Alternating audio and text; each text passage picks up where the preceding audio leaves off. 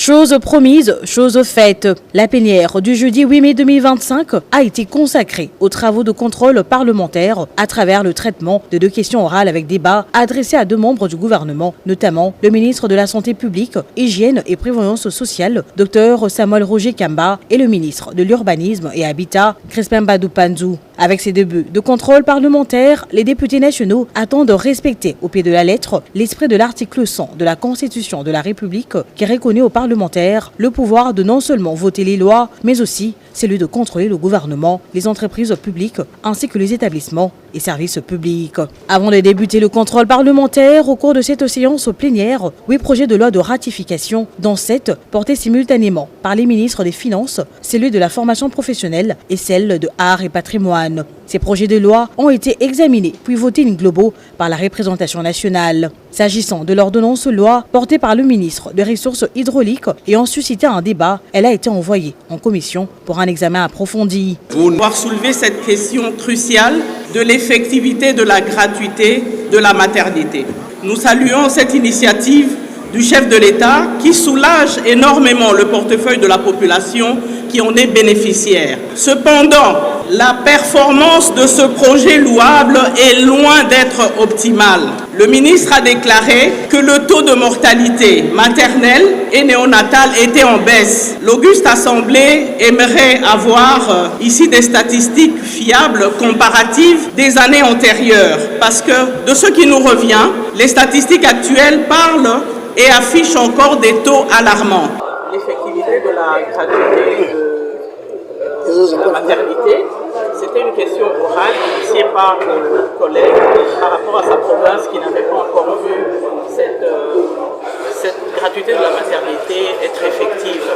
Moi, je suis élu d'une province qui en est bénéficiaire, donc c'était pour nous l'occasion de pouvoir porter le plaidoyer ou de faire une évaluation à mi-parcours de cette initiative louable du chef de l'État, qui soulage certes le portefeuille de la population bénéficiaire, mais d'un côté, il faut regarder que cette gratuité-là soit accompagnée de la qualité des soins.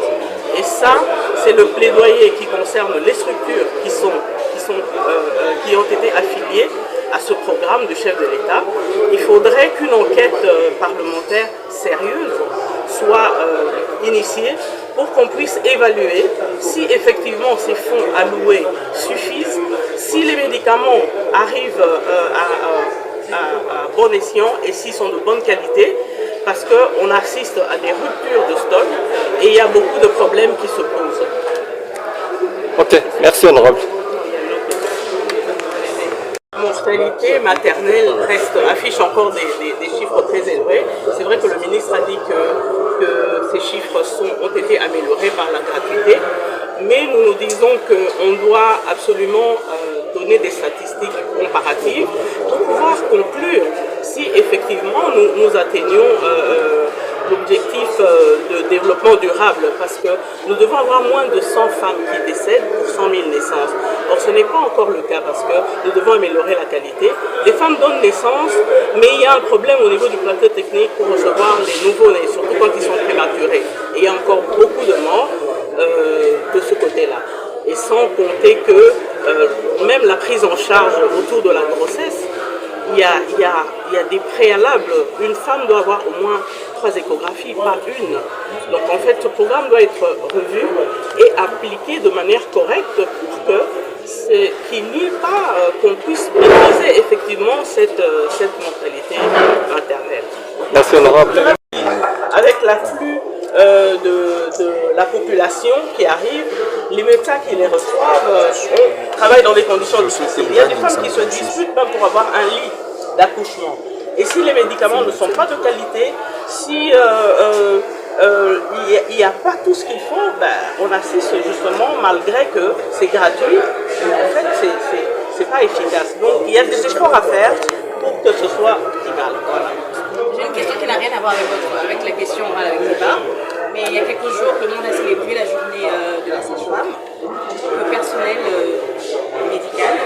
Quel est le message que vous adressez à ces femmes qui travaillent dans l'ombre?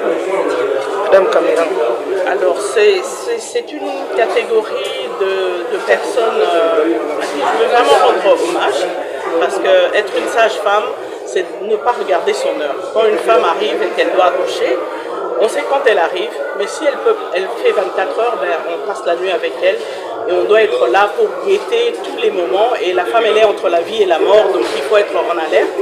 Et ça peut facilement virer vers une césarienne. Encore une fois, sur ce point, la césarienne, on dit qu'elle n'est pas totalement gratuite ici parce qu'il y a des médicaments, il y a peut-être une partie de la prise en charge qui n'est pas totalement couverte. Donc pour tout ça, on devrait ouvrir l'œil et le bon pour que cette initiative du chef de l'État soit appliquée correctement. Merci.